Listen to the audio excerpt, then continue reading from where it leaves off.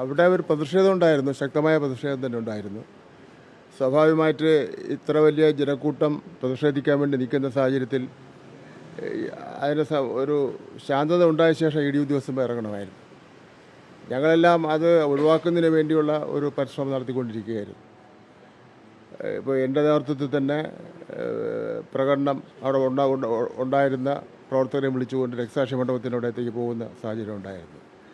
അപ്പോൾ ഞങ്ങൾക്ക് പിന്നെ അന്വേഷണ ഉദ്യോഗസ്ഥന്മാരെ ഒരു കാരണവശാലും തടസ്സപ്പെടുത്തുന്നതിന് വേണ്ടിയുള്ള ഒരു ഉദ്ദേശമില്ലായിരുന്നു.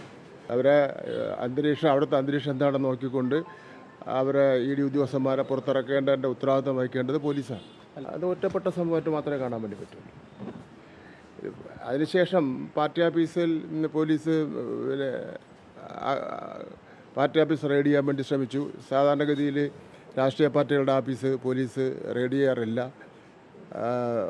അത് സംസ്ഥാന ഗവൺമെൻറ് നിർദ്ദേശം പ്രകാരമാണ് പോലീസ് പാർട്ടി ഓഫീസ് റെയ്ഡ് ചെയ്യുന്നതിന് വേണ്ടി പരിശ്രമം നടത്തിയത്.